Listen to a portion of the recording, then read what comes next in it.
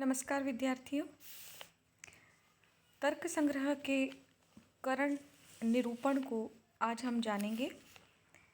करण का प्रकरण प्रारंभ हुआ है जब हमने यथार्थ अनुभव पढ़ा। तो यथार्थ अनुभव के 4 प्रकार हमने जाने: प्रत्यक्ष, अनुमिति, उपमिति और शाब्द। ये हैं 4 प्रकार का यथार्थ अनुभव। इन यथार्थ अनुभव के साथ ही इनके जो करण होते हैं, जिन्हें हम प्रमाण कहते हैं, उन प्रमाणों को अनुभव का करण कहा गया है। तो यहाँ प्रसंगतः हमें करण को जानना आवश्यक है। करण का क्या लक्षण दिया तर्क संग्रहकार ने?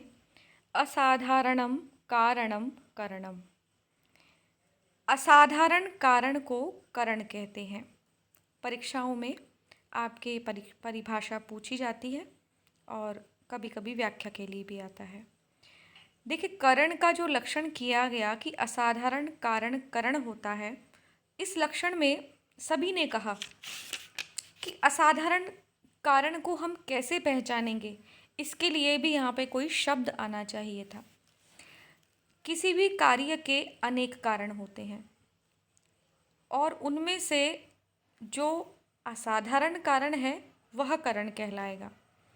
तो वह असाधारण कारण को हम कैसे पहचाने, इसके लिए कई टीकाकारों ने शब्द जोड़ा है व्यापारवद। व्यापारवद असाधारणम कारणम करणम इत्यर्थः, यानी यह इसका अर्थ होना चाहिए कि असाधारण कारण से अर्थ वह लें जो व्यापार वाला हो। व्यापारवद शब्द से अर्थ है व्यापार वाला हो, और साथ में जो असाधारण कारण हो वह कहलाएगा करण। तो यह जो करण की परिभाषा है, व्यापारवद असाधारण कारणम करणम, यह परिभाषा इसकी पूर्ण परिभाषा है। यानी किसी भी कार्य के प्रति जो व्यापार का संपादक यानी व्यापार को करने वाला, व्यापार से युक्त जो मुख्य असाधारण कारण है, उसे कहते हैं करण। यह करण की परिभाषा है। न्याय दीपिकाकार ने भी यही परिभाषा दी है, और अनेक और टीकाकारों ने भी। न्याय दीपिकाकार, मैंने गलत शब्द बोला है, क्षमा कीजिएगा। न्याय बोधनी के जो लिखने वाले हैं, उन्होंने भी इसकी यही परिभाषा लिखी है, और अन्य टीकाकारों ने भी व्यापारवद शब्द को जोड़ने पर जोर दिया है। तो देखिए, किसी भी कार्य के प्रति अनेक कारण होते हैं, जैसे ईश्वर है, अदृष्ट है, देश है, काल है, आत्मा है, ये न्याय दर्शन के अनुसार। तो अनेक प्रकार के जो जन्य कार्य हैं, जितने भी उत्पन्न होने वाले कार्य हैं, उन सभी कार्यों के प्रति ये साधारण कारण है। ये सभी कारण हैं। ईश्वर, हम ऐसा मानते हैं। देखिए, हम नहीं मान रहे, ये हम अभी न्याय और वैशेषिक दर्शन पढ़ रहे हैं। तो न्याय और वैशेषिक दर्शन वालों का कहना है कि ईश्वर की इच्छा के बिना एक पत्ता भी नहीं हिलता है।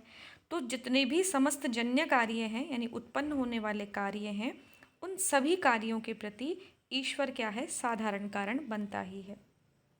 इसी प्रकार से जीवात्मा जितनी भी हैं, यानी आप और हम जितने भी हैं, उनके पुण्य और पाप रूप जो अदृष्ट है, उसी के आधार पर ये सृष्टि चलती है, ऐसा भी न्यायिक मानते हैं। अतः जितने भी जीवों के अदृष्ट हैं, वो सभी क्या हैं? साधारण कारण हैं। फिर देश और काल भी साधारण कारण है, क्योंकि जो पदार्थ जहाँ कहीं उत्पन्न होना होता है, उसमें देश और काल का बहुत बड़ा महत्व होता है। जैसे आम है, वसंत ऋतु में ही फलते हैं, तो उनके लिए उसी प्रकार का देश और वातावरण चाहिए, उष्ण जैसा। तो हर एक वस्तु के, हर एक पदार्थ के, हर एक कार्य के उत्पन्न होने के एक कुछ नियत काल और देश होते हैं, जो क्योंकि सभी कार्य सभी जगह उत्पन्न नहीं होते हैं। तो फिर भी नियत काल और देश जो है, वो सभी के लिए एक साधारण कारण है। तो सभी सामान्य कार्यों के प्रति ईश्वर है, अदृष्ट है, देश है, काल है, ये सभी क्या हैं? साधारण कार्य है। अब असाधारण कारण कौन से होंगे? तो असाधारण कारण होंगे, जैसे कोई भी कार्य विशेष ले लीजिए, आपको घट का निर्माण है। न्यायिक घट के उदाहरण ही अधिक देते हैं, घट और पट के। तो वो जो विशेष कार्य है या कार्य विशेष है जो, उसके विशेष कारण जो होंगे वह सभी ही असाधारण कारण कहलाएंगे। जैसे घट के लिए दंड, चक्र, कुलाल, ये क्योंकि समवायी, असमवायी और निमित्त कारण ये तो होते ही हैं। इसके अतिरिक्त जो कारण कहलाएंगे वो सब क्या होंगे? दंड, चक्र और कुलाल। देखिए, आपको यहाँ बिल्कुल भी भ्रमित होने की आवश्यकता नहीं है। समवायी, असमवायी और निमित्त कारण को हम डिटेल में बहुत विस्तृत रूप में आगे पढ़ेंगे। आप बस ये जान लीजिए कि कोई भी वस्तु को उत्पन्न करने के लिए कई प्रकार के कारण होते हैं। पट यानी कपड़े को उत्पन्न करने के लिए तंतु आवश्यक रूप से है, फिर तंतुओं के साथ तंतु रूप होता है, और फिर उसमें और भी बहुत सारे तुरी वेमादि जो होते हैं और अनेक कारण होते हैं। तो इन जो अनेक कारण हैं तुरी वेमादि, इनमें जो समवायी और असमवायी कारणों को आप छोड़ दीजिए। इसके अतिरिक्त जो कारण हैं वह सभी असाधारण कारण हैं। असाधारण कारण इनको किस दृष्टि से रखा गया है कि दंड है, चक्र है और कुलाल है। तो ये जो तीनों हैं, इनसे किसी भी पट का निर्माण नहीं हो सकता है, मतलब किसी वस्त्र का निर्माण नहीं हो सकता है दंड से और चक्र से और कुलाल से। कुलाल का मतलब कुम्हार से है। उनसे कोई आप फर्नीचर नहीं बनवा सकते हो, उनसे आप कोई खाने की वस्तु नहीं बनवा सकते हो, बन सकती है इन सब चीज़ों से। तो ये सब क्या है? उसके लिए असाधारण कारण है। साधारण कारण तो वो हैं जो सबके लिए समान रूप से हैं। जितने भी संसार में वस्तुएं, कार्य जो उत्पन्न हो रहे हैं, उन सभी कार्यों के लिए वो सामान्य कारण है। तो वो तो सामान्य कारण हुए या साधारण कारण हुए। और असाधारण कारण वो हैं कि जो किसी की उत्पत्ति में सहायक हैं, यद्यपि वो समवायी और असमवायी कारण नहीं है, तथापि वे ऐसे कारण हैं जिनसे केवल वही वस्तु उत्पन्न हो सकती है और कोई दूसरी वस्तु उत्पन्न नहीं होती है। तो वह जो कारण कहलाएंगे वो असाधारण कारण होंगे। अब इन सभी असाधारण कारणों में से जो कारण व्यापार से युक्त होगा वह क्या कहलाएगा? करण कहलाएगा। अब सारी जो कहानी है वो व्यापारवद पर आकर टिकती है। तो सबसे पहले हम व्यापारवद को जानने से पहले व्यापार शब्द को जान लेते हैं कि व्यापार क्या होता है। ये बिजनेस नहीं होता है। ये क्या होता है न्याय की परिभाषा में? तज्जन्यत्वे सति तज्जन्य जनकत्वम व्यापारः। तो ये परिभाषा आपको याद रखनी है। तज्जन्यत्वे सति तज्जन्य जनकत्वम व्यापारः। देखिए, किसी भी शब्द में, किसी भी परिभाषा में यदि तत् शब्द आता है तो सबसे पहले आप उस तत् शब्द को पकड़ लीजिए कि वह किसके लिए आया है। चूंकि तत् शब्द क्या है? सर्वनाम है। सर्वनाम है तो चूंकि ये किसी न किसी संज्ञा के स्थान पर ही प्रयुक्त हुआ है, ये निश्चित है। तो जिस प्रकार से हमने यथार्थ अनुभव में पढ़ा था, तदवती तत्प्रकार को अनुभवः यथार्थः, तो तत् शब्द से वहाँ पर हमने यथार्थ अनुभव को पकड़ा था। उसी प्रकार से यहाँ प्रकरण किसका चल रहा है? प्रकरण चल रहा है करण का। तो करण का जब प्रकरण चल रहा है तो तत् शब्द से हम किसको पकड़ेंगे? करण को पकड़ेंगे।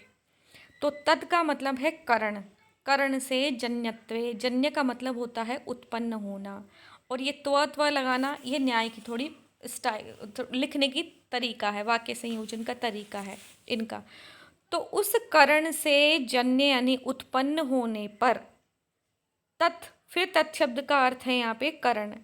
करण से जन्य यानी करण से उत्पन्न, जनक यानी उत्पन्न होने वाला, व्यापारः व्यापार कहलाता है। देखिए, नीचे हिंदी का अनुवाद भी दिया हुआ है, हम इसको भी पढ़ते जाते हैं और ऊपर वाली बात को, यानी जो लक्षण है व्यापार का, इसे भी समझते जाते हैं। तत् शब्द का अर्थ यहाँ क्या है? कर्ता है या करण है। हम यहाँ पर करण का प्रकरण पढ़ रहे हैं तो हम यहाँ पे करण को पकड़ते हैं। तत् यानी करण से, व्यापार कर्ता या करण से जन्य होता है। तत्जन्यत्वे, उससे जन्य यानी उस पे उत्पन्न होने वाला होता है। जो व्यापार होता है वो करण से उत्पन्न होने वाला होता है।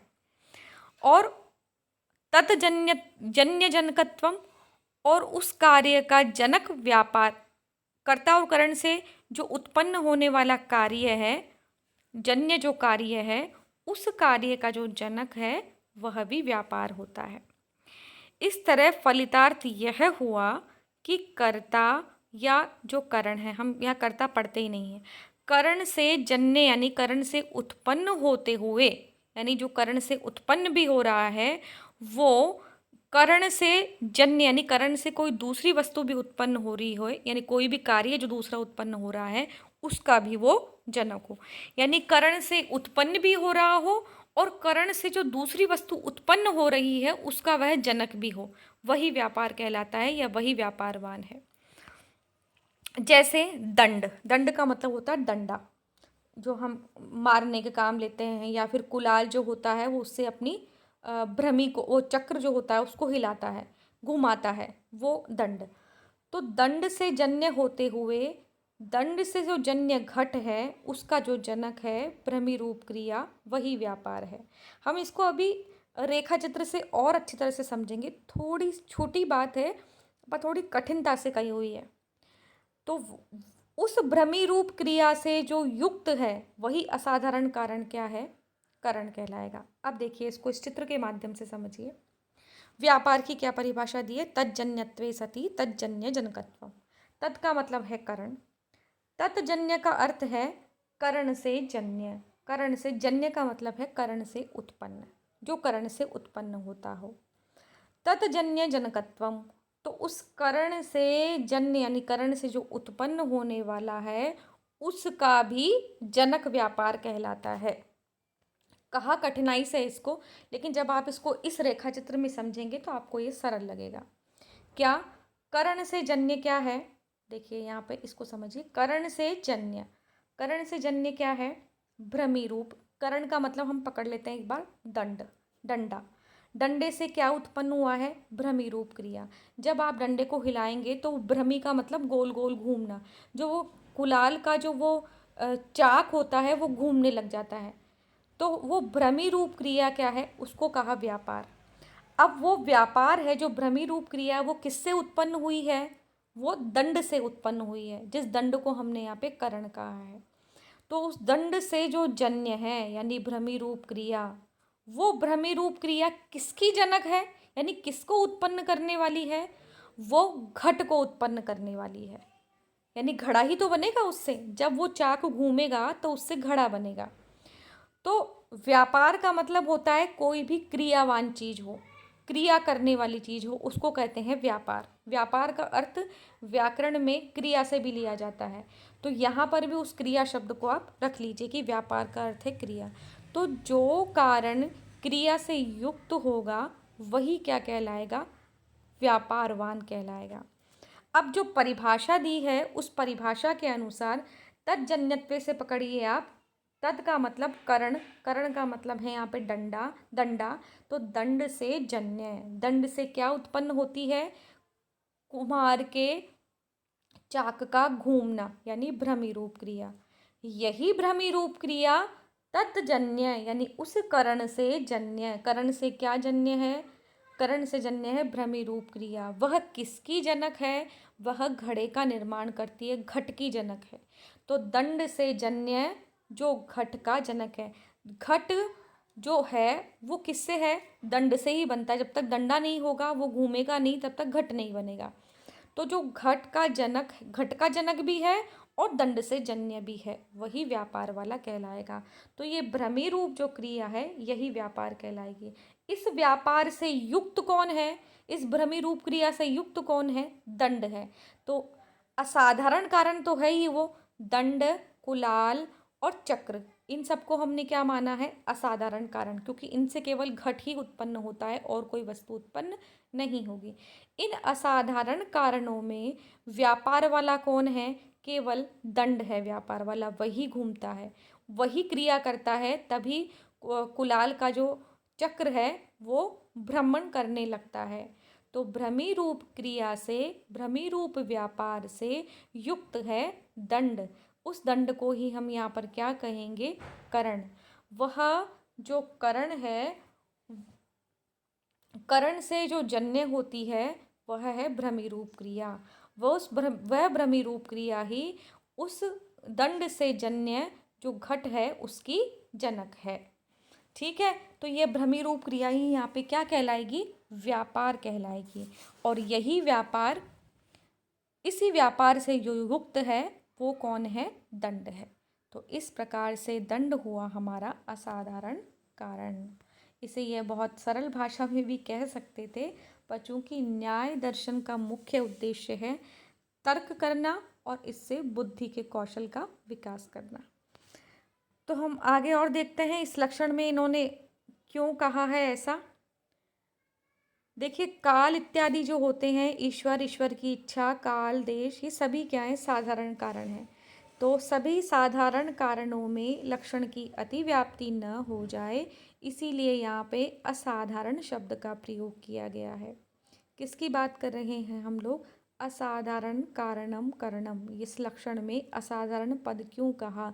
साधारण पद ही कह देते। तो साधारण पद करने से सभी प्रकार के जो असाधारण, क्षमा कीजिएगा, साधारण कारण जो हैं उनकी प्राप्ति होने लगती।